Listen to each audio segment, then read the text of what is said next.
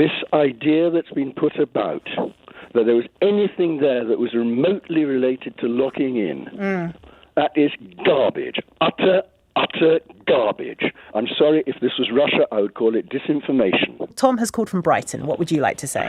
Well, hello, thank you for taking my call. You'll hear my voice is my voice is rather hoarse from all the chanting I did this morning in Trafalgar Square. I'm a member of Republic. Excuse me. Republic is a very small organisation, entirely peaceful and Democrat. It's devoted to democracy, so it uses peaceful democratic means. Yeah. I say it's a small organisation. Therefore, I, as an ordinary member of it, just doing my bit, in where I live, I was assigned the job this morning of overseeing the distribution of those placards which were, I thought about it before calling in, which were stolen by the police. I should have been at that van, in fact, but I hadn't yet heard. I arrived there before 7 o'clock this morning, and I should have been there at the van to help take the van, the placards out and so on. Now, I'd like to make 2 points, if I may. First of all, this idea that's been put about, that there was anything there that was remotely related to locking in, that is garbage. Utter garbage. I'm sorry, if this was Russia, I would call it disinformation. Okay. That is not what Republic does. This protest had been negotiated, discussed by Graham Smith, our chief executive, who was arrested this morning. He had led negotiations with the Metropolitan Police for 6 months in advance, and everything was agreed about how we would do it, what would be done, including the placards, as you said earlier, and also to have perhaps music and speeches. MPs were invited. We had a sound system which was also arrested. You don't often hear sound systems being arrested, but it was. Wow. Now, that was done surreptitiously while everything was going on. My second point is there are lots and lots, naturally, of foreign journalists there, and naturally they were doing their job as journalists, and they were interviewing us in the crowd, asking us why we were there and what we thought about things. Now, the basic explanation that I gave, and this is very important to understand what a kind of occasion this was, that was a political event. Yep. The king is the head of state of this country. That is the most senior political position in the country. Our objection to it is entirely on the grounds of democracy. So to attack us in this undemocratic way, that is, as you say, extremely worrying. Our argument is quite simply the head of state, position of head of state, like other positions in what calls itself, what has the arrogance to describe itself as the mother of democracies, and look what happened this morning, that job should be elected. Like we elect our MPs, on Thursday we elected our local councillors and so on. That is what that, and obviously we're only going to use democratic means to argue that case. That's it. Now, this ceremony today, this archaic medieval ceremony, which exists nowhere else in the world, that was the equivalent in this country of the investiture of the President of the United States.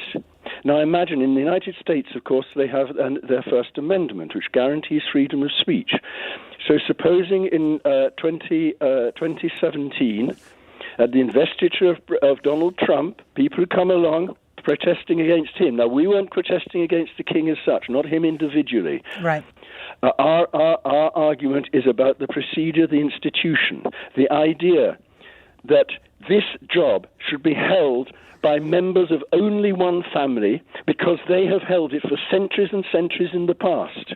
That this man should have been given that job because his mother had it for 70 years before him and before her father, and so on, back into the mists of time.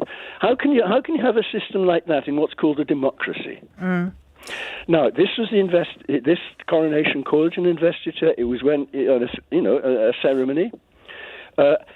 A political ceremony. And we wanted to say, we don't think this is right because this is not a democratic institution and we believe in democracy. That's why we were there, with our wanting to show our placards. Fortunately, very many of the people who were there in the crowd had brought their own placards instead. And what we did instead of instead of having our speeches, there was at least one MP who was invited to give a speech and expected to do so. That had been approved by the police. Instead, we just had our voices.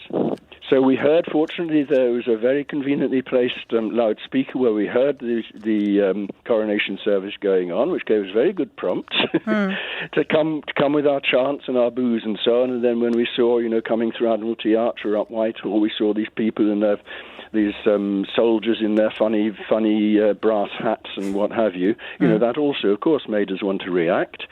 And, that's what we were there for. Nothing more than that.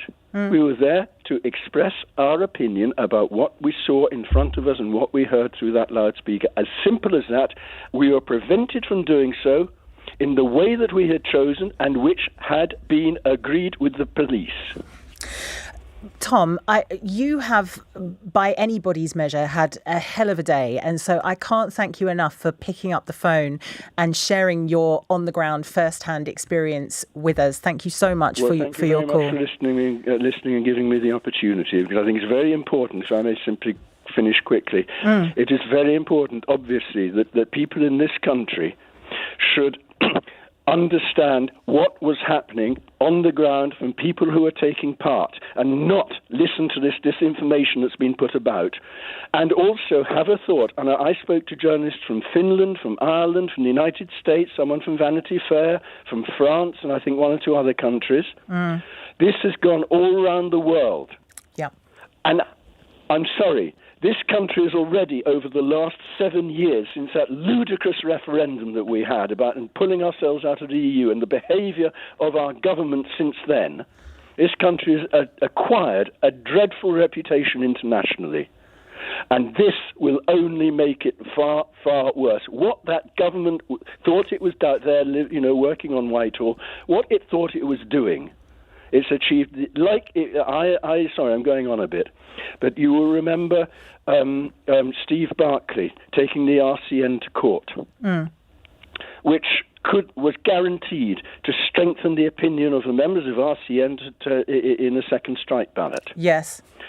Stupidest thing he could possibly have done. Well, this has given the biggest possible momentum to the movement to get rid of our monarchy that it could possibly have done. The government prompting the police to take these absolutely insane actions against us.